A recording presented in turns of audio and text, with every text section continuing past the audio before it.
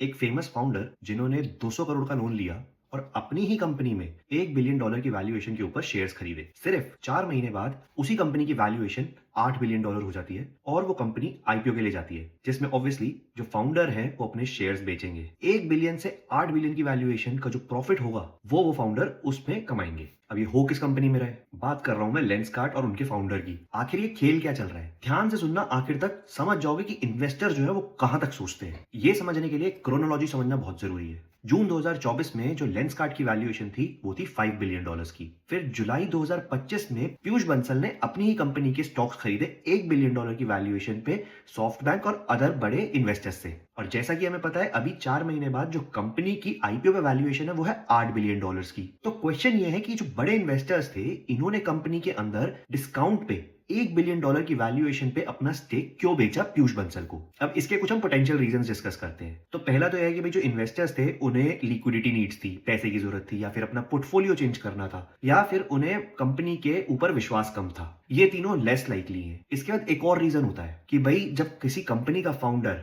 उस कंपनी के स्टॉक्स खरीदता है तो उसका जो मार्केट में नैरेटिव जाता है ना वो ये होता है कि देखो फाउंडर को अपनी कंपनी पे विश्वास है, वो और मार्केट में ग्रो करेगी, उसका और वैल्यूएशन प्रीमियम मिलेगा। तो जो रिटेल इन्वेस्टर्स हैं या मार्केट के जो इन्वेस्टर्स हैं वो और कॉन्फिडेंट फील करेंगे कंपनी के ऊपर एंड और ज्यादा कंपनी पे दाव लगाएंगे। उससे क्या होगा कि ये लोग कुछ परसेंटेज स्टेक जो है वो तो थोड़ा सा बेच देंगे डिस्काउंट के ऊपर, बट जो इनका मेजर चंक ऑफ स्टेक होगा उसकी जो टोटल रिटर्न आएगी वो बहुत आगे बढ़ जाएगी। अब सॉफ्ट बैंक जो है वो ऑलमोस्ट 15% का ओनर है कंपनी के अंदर, तो अगर उसने छोटा सा 1-2% पीयूष बंसल को दे भी दिया डिस्काउंटेड वैल्यू पे, तो बिगर पिक्चर देखो उसमें कितना फायदा है कंपनी का। अब उनके स्ट्रैटेजिक मूव पे मार्केट कैसा रिएक्ट करेगी ये तो आईपीओ होने के बाद ही पता लगेगा। लेकिन आपको क्या लगता है कि बाकी जो बड़े स्टार्टअप्स का जिनका आईपीओ हुआ, जैसे कि वो गिर गए थे अपनी ओपनिंग के बाद, करेक्शन का मौका मिला था, वैसा लेंसकार्ट में भी मौका मिलेगा या नहीं?